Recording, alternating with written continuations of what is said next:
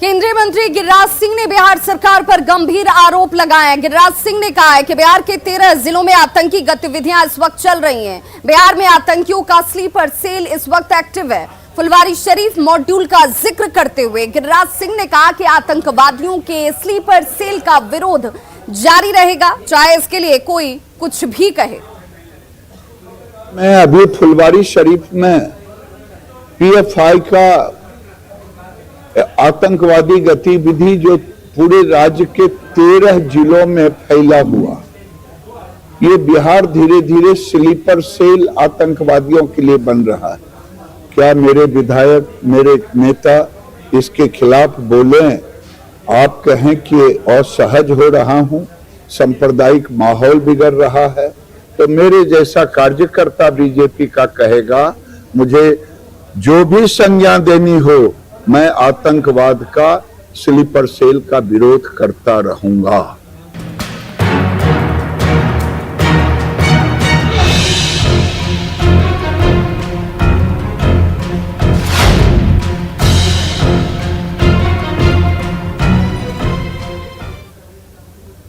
हर धर्म के मानने वालों के अपने अपने धार्मिक स्थल होते हैं। किसी खास धर्म के लिए उस धर्म स्थल का विशेष महत्व होता है। उस धर्म स्थल में दूसरे धर्म के लोगों का प्रवेश वर्जित होता है। जैसे मक्का मदीना में मुस्लिम को छोड़कर दूसरे धर्म के लोगों का प्रवेश वर्जित है, यानी जाने की मनाही है। उसी तरह गुजरात के सोमनाथ मंदिर, पुरी के जगन्नाथ मंदिर और गया के विष्णुपद मंदिर में गैर हिंदुओं का प्रवेश वर्जित है। और जब कोई इस नियम का उल्लंघन करता है तो इस पर बवाल होता है। ऐसा ही कुछ हुआ गया के विष्णुपद मंदिर में, जहां बिहार सरकार के सूचना और प्रौद्योगिकी मंत्री मोहम्मद इस्राइल मंसूरी के प्रवेश को लेकर धार्मिक और सियासी बवाल उठ खड़ा हुआ है।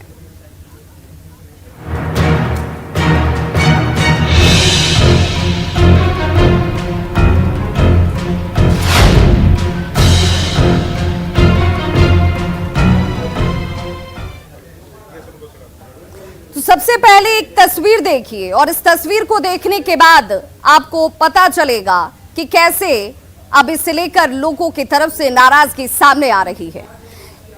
ये गया के विष्णुपद मंदिर का गर्भगृह है, जिसमें बिहार के मुख्यमंत्री नीतीश कुमार की मौजूदगी है।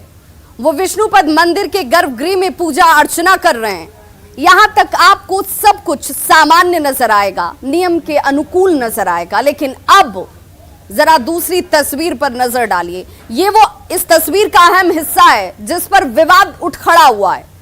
इस तस्वीर में सीएम नीतीश कुमार के साथ बिहार सरकार के सूचना एवं प्रौद्योगिकी मंत्री मोहम्मद इस्राइल मंसूरी नजर आ रहे हैं। हालांकि मोहम्मद इस्राइल मंसूरी दोनों हाथ जोड़कर यहां पर खड़े दिख रहे हैं, लेकिन गैर हिंदू होने के बावजूद उनके मंदिर में और गर्भगृह में प्रवेश पर विवाद उठ खड़ा हुआ है। मंदिर कमेटी ने मंदिर में गैर हिंदू के प्रवेश को गलत करार दिया और कहा कि अगर उसे ये पता होता तो मंत्री जी को अंदर जाने नहीं दिया जाता। अब आगे क्या करना है, इस पर मंदिर कमेटी विचार करेगी। हालांकि मंत्री मोहम्मद इस्राइल मंसूरी ने इस पर अपना बचाव नहीं किया, बल्कि ये कह दिया कि विष्णुपद मंदिर का दर्शन उनके लिए सौभाग्य की बात है।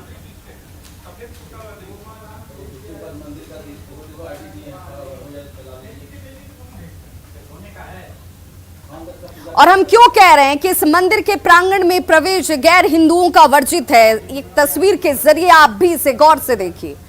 मंदिर के बाहर लगे इस बोर्ड को देखकर आपको भी समझ आएगा कि यहाँ अहिंदू प्रवेश निषेध लिखा गया है, यानी कि जो हिंदू नहीं है उनके प्रवेश पर मनाही है।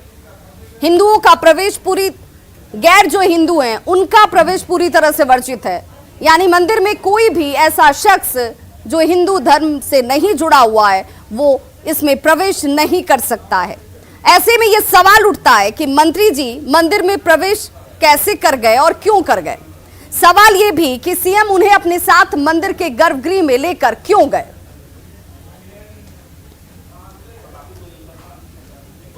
ऐसे लोग अगर आकर के प्रवेश कर जाते हैं, लेकिन प्रवेश निषेध है। जी जी। अगर हम लोग जानते तो उनको कहते कि हाँ इस तरह का प्रवेश नहीं किया जाए, लेकिन इस पर अभी क्या बोले हम इस पर। नहीं तो आप लोग कुछ कदम उठाए होंगे ना, ऐसा कुछ हमारी क्या विशेष पूजा उजा महामृत्युंजय ऐसा कुछ आप लोग हमारी कमेटी है, कमेटी बैठेगी तो इस पर बात किया जाएगा। तो मेरा संजोग है, सौभाग्य है कि माननीय मुख्यमंत्री जी के साथ विष्णुपद मंदिर का भी हमने दर्शन करने का काम किया है। प्रवेश किए इसकी जानकारी हम लोगों को तो नहीं था, चेहरा से हम नहीं पहचान रहे थे उनको, लेकिन जो लोग उनको लेकर के प्रवेश करवाए उनको ऐसा नहीं चाहिए था। चीफ मिनिस्टर साहब हो या और भी जो भी विधायक या मंत्री थे जो पहचान रहे थे उनको, हमारे लोकल बगल के जो है चंदन सिंह थे और चंदन सिंह के साथ ही वो थे, उन्होंने भी हम लोगों को कोई जानकारी नहीं दी। इसके लिए हमको बहुत जो है क्षोभ है। तो मंत्री इजराइल मंसूरी विष्णुपद मंदिर में प्रवेश करने के बाद अब मामला तूल पकड़ चुका है। अब विभिन्न राजनीतिक दलों ने भी इसे लेकर अपना बयान सामने रखना शुरू कर दिया।